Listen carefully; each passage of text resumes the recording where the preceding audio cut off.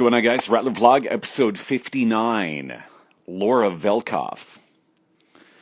I believe just a 1 year member of women's volleyball, but I'll get her to correct me on that one and fact check me if that is or is not the case. The 2017-2018 season of Rattler's women's volleyball. So not a lot of success on the court on that team, but it definitely started building from there. And she was a key component of the team that year. So let's see if we can get her on and talk a little bit to her about what is going on in her world these days. There she is. Go live with...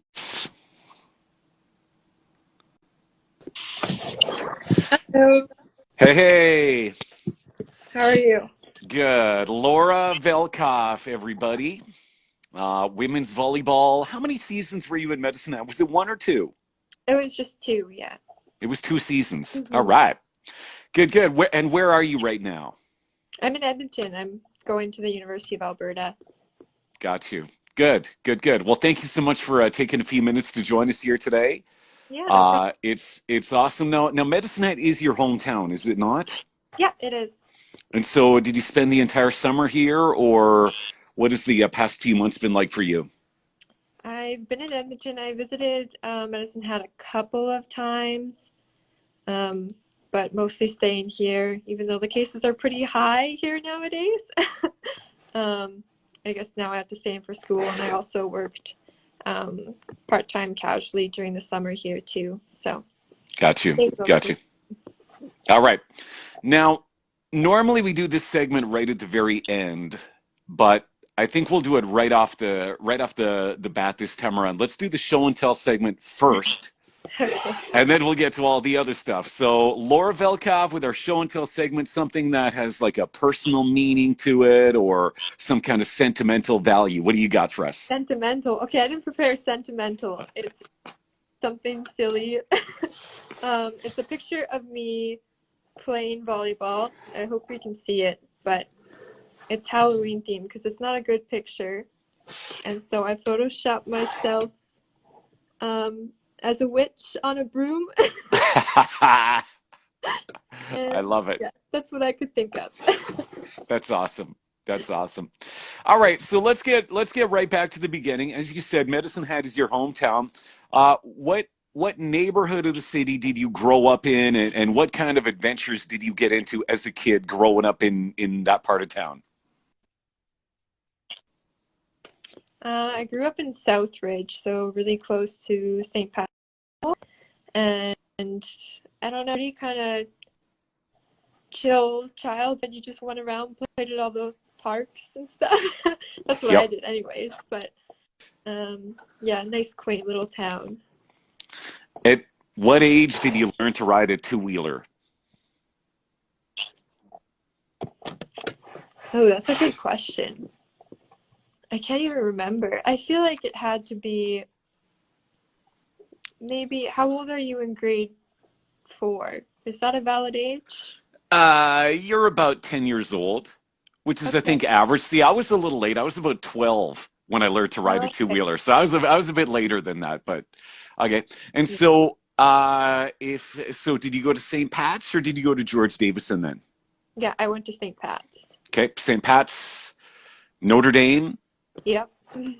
And McCoy, is that kind of the good? Yeah, that's kind of the sequence most people go, it seems. Okay. Now, did academics, for the most part, come pretty easy for you? Did you have pretty decent marks all through school? Yeah, I would say so. Towards the very end, math really wasn't my strong suit. That stressed me out so much, and so that's kind of why I decided to go into something that involves pretty much no math. Mm-hmm. So. Yeah. So it's around that age, though, the elementary school age, that most kids, they start out in swimming or in soccer. What did your parents start you out in sporting-wise? I remember, I think before anything, I was doing gymnastics. And I can't quite remember how far that went, but it wasn't very far. Probably before middle school even. and then that's when I started to get into volleyball, and that's pretty much like as much sports related things as I got. It was nothing and then volleyball and that's it. Really? Yeah. That's so interesting because I mean, a lot of the student athletes we get on, um, sports was their entire existence, from soccer to baseball, like so many different sports and activities. But that wasn't really the case for you. You were kind of focused on that one, but you had a whole life outside of sport, Yeah, right? it just my family is, no offense to my family, but not very athletic. Okay. So, I didn't really inherit a bunch of like interests in sports, but I guess once I kind of had the opportunity to like try out for the sports, that was during middle school when you got to try out for all the middle school sports, and the volleyball is the one that I liked most. hmm So, what were some of your best subjects then? Were you seem to me like you're kind of science focused with the way your career is going right now. Is that safe to say that science was your jam? Yeah, especially in high school. Like I think my favorite subject was probably chemistry, and it still is now, but it's a lot harder than it was in high school. So it's a hmm love-hate relationship. Good, good, good. You strike me though as someone that has succeeded in a lot of things that you've tried to do, whether it is volleyball or your academics and so on. Weird question. What is something that you're not good at aside from math? So many things. I'm really bad at running. Like I'm not a good runner at all. The like really short spurts of energy, like volleyball, that's all I'm good at. We talked about math that I'm really not Okay. good at. That's two big things. That's a pretty short list though, you gotta admit. I'm That's sure there's more. Give me an example. okay, so wait a minute though. You say you're not good at running. Like, isn't that conditioning? Wasn't that like a big thing that Coach Kim really kind of pushed among the players though, is to really improve your conditioning in the off season? Yeah, well, I definitely tried. It's just one of those things that it's just not my forte. Like I can Yeah. improve upon it, but am I ever going to be a competitive runner? No. I you're probably a pretty good cook though, because I see that you kind of have a separate Instagram account for all of the food creations. I assume you make all of those. Is that Oh yeah. There's probably a couple on there that like have been from restaurants here, but yeah, I'm taking dietetics, so it's nutrition and food science, and I'm obviously very interested in food. hmm So yeah, that Instagram is for all my food creations, which I haven't posted on in a while, but it's all there. Let me tell you, it looks incredible. Like all the food creations you make there, my goodness, like it's you Mhm. you have worked in a restaurant before, have you not? I haven't actually. So Because you did work at Elkwater for a little bit, didn't you? that was as a housekeeper. Oh, okay. So So totally different. totally different. Yeah, I was cleaning up everybody's food in their hotel rooms. So did you do that job when you were at the college, or was that a high school thing, or like when did you work there? That was the year before I moved to Edmonton. So it was the summer um, right before that. So it was just from I think May till August that I did that for a summer job. So that was fun and not really fun, but it was a Well, good experience. it's a beautiful setting anyway. I mean, it Yeah, must be it nice to go is. there and I mean, it's like a little piece of paradise on the prairies, right? So, Yeah, that's good. yeah. All right. So, you're at the U of A now, you say, Mhm. and you're making nutrition to be kind of your main focus right now. Tell us a little bit about what you're studying and what you're working on then these days. Yeah, so it's a bachelor's of science in nutrition and food science, but I'm in the dietetics specialization, so that's to become a registered dietitian. And basically, that works sometimes mostly in clinical populations with people like diabetes and stuff like that to work with them and their nutrition needs. Right now, for schooling, it's at my last year of classes, and then we go into a year-long internship. So right now we're doing an undergraduate research project and just some other kind of extracurriculars like food service management. And then I'm also taking a nutrition and cancer class. So it's a wide variety of classes that we take. Wow, that's interesting. Okay, so a nutrition question then. As we head into winter, what are maybe a couple of pieces of simple nutrition advice you'd give the viewers, maybe with some of the students that are on a tight budget these days and they can't necessarily afford all the most beautiful fresh produce, but what kind of nutrition advice would you give anybody heading into the winter season? Yeah, so for winter specifically, everybody should be trying to take a vitamin D supplement if they can, because we don't get much sun here, and so Yep. that's where we get a lot of vitamin D from normally when there is sun. So that's a recommendation to take about like 1,000 IU supplements. I have my calcium supplements here, Ah, okay. and it has vitamin D in it as well. So that's a big recommendation. For affordable ways to get vegetables in, frozen or canned is always an option. Aim for the low sodium options for canned veggies. Mhm. And if you're doing canned fruit, some packed in light syrup or in no syrup, just water maybe. And yeah, that's where you can get a lot of your micronutrients in too. And go to the Red Cliff greenhouses. Right. Yeah. We don't have things like that in Edmonton really. We have farmers markets. But Right. yeah, that's a big. Okay. So vitamin D, is there an optimum time of day that you should take that, or does it even matter? No, it's pretty much any time that you can remember to take it is the best time. Just the consistency is key. And then if you do um, not have too many milk products or too many plants with calcium in it, such as like spinach and things like that, you might want to be taking a calcium supplement with it too. Hmm. At the same time, or most of the times, calcium supplements do just come with vitamin D because they work together to help absorb each other. So, yeah, pretty much any time in the day, but at the same time of calcium if you're taking it. All right. I've started taking a vitamin. It is K2D3. Mm-hmm. Do you know what that is? K2, K2D3. It's like two vitamins combined into one. is it potassium and vitamin D?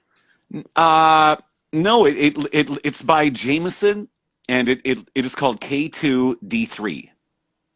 So Okay. vitamin K and then like D3. I don't know what the difference is Oh, between. vitamin A. Okay. Yeah. So Yeah. I'm not So, sure.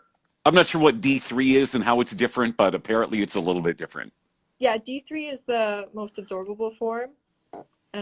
Vitamin D comes in a bunch of different sort of forms. So D3 is the ones that we can ingest and absorb in our bodies.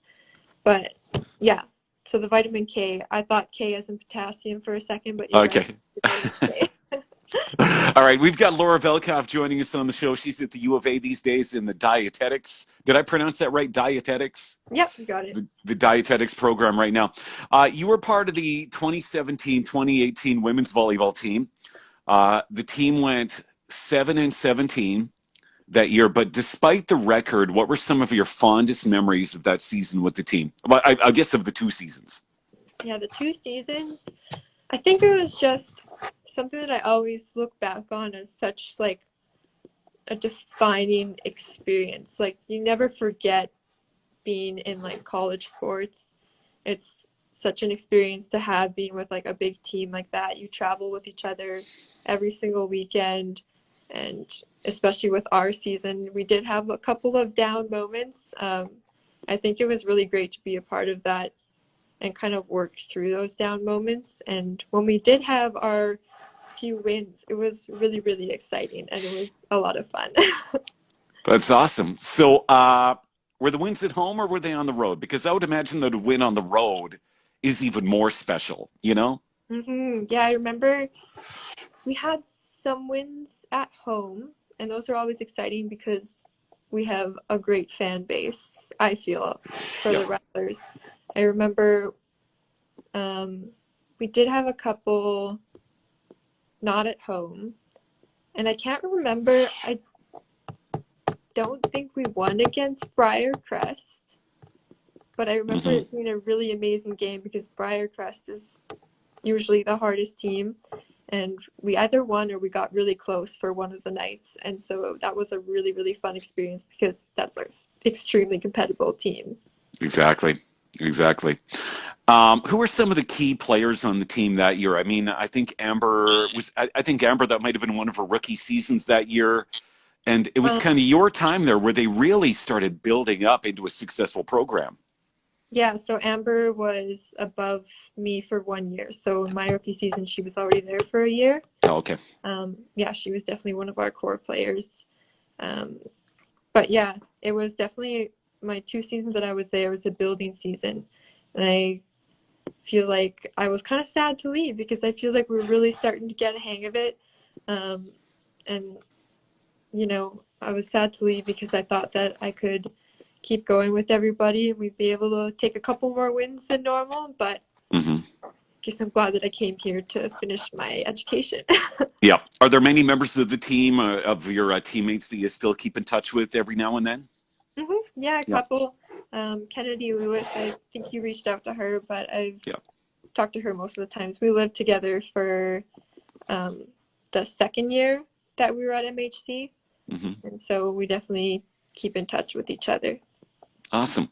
So, what is the vibe like in Edmonton these days? You mentioned the case numbers kind of creeping up a little bit there. And I mean, here in Medicine Hat, we've kind of been around that 2, 3, 5 area for the longest time. But Hmm.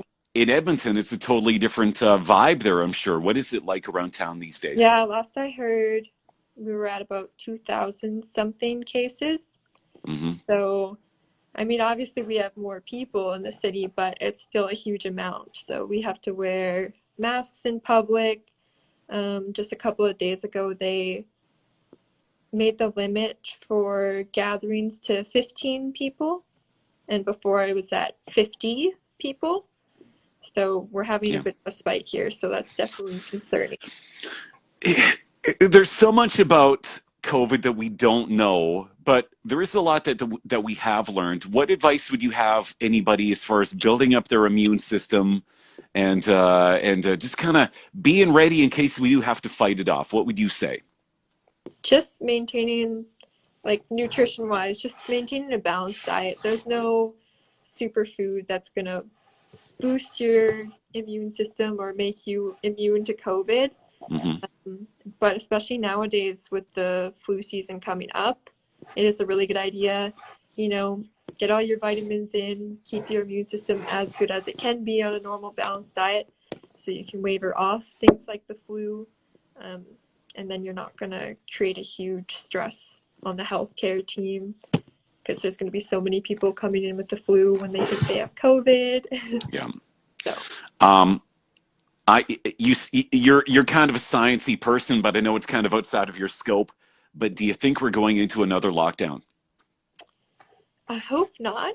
Who Exactly. knows? Who knows? But I think hopefully, since they're putting in some more protocols over here to keep the limit down, um, we won't have to do that. Yeah. I don't know. I don't hope. I don't think so, but you never know. Yeah. Can't tell the future. All right. Once again, Laura Velcoff is joining us, a 2 year women's volleyball player with the team. We're excited to have you on the show here, but to wrap it up, I need a suggestion as to who we should approach to come on an upcoming Rattler vlog, whether it's a former teammate or somebody from the guys' teams, anybody that would be a great guest to get on. Oh man, I don't know who you've all had. Um, I would have said Kennedy, but she denied you guys, I think. No, no, we had her on. She was one of the very first guests. Kennedy Lewis? Like way, oh, Kennedy. Sorry, I thought you meant Weary. Okay, Kennedy Lewis. She'd be No, great. Okay. right? Yeah, I think we have approached her, but I'm not sure if we've heard back at all. right. Okay. Yeah, I don't know. Other than that, I haven't seen who you guys have had on so far. It's all Anybody right. would be good. Okay. That's awesome. Well, hey, thank you so much for taking the time to join us tonight. All the best to you. Congratulations on your educational pursuits there, and I can't wait to see where you go career-wise. It's going to be great. Awesome. Thank you so much. All right, there she goes, Laura Velkoff. Take care. All the best, and we'll Thank see you you. soon. Bye-bye. All right. Laura Velkoff, women's volleyball. Sorry, I had to flip my hat around because I was getting this weird shadow. So weird. There you go. All right. We got another guest coming up tomorrow from basketball. way back in the day. I think it's like 2001, 2002. Derek Timchina is going to be joining us. Now, there's a name that we've not heard in a very, very long time, but I'm looking forward to seeing what he's up to these days and talking to him. What is this weird icon? Hang on, I want to push this button here because there's a thing of a picture. Oh, wait a minute. You can share pictures now. That is so cool. Hang on, let me try this. Oh, that is neat. Look at that. Did you have any idea we could do that? Hang on a sec here. Now, how do you get rid of it? Well, that is the craziest thing ever. I didn't know you could do that. And what is this? Is this a mute button now? Hello, hello. Can you hear me? I have no idea what that is. Anyways, crazy. I have no idea how to get that off the screen there. Anyways, on behalf of Laura Velcoff, thanks for watching tonight. This has been another episode of Rattler Vlog.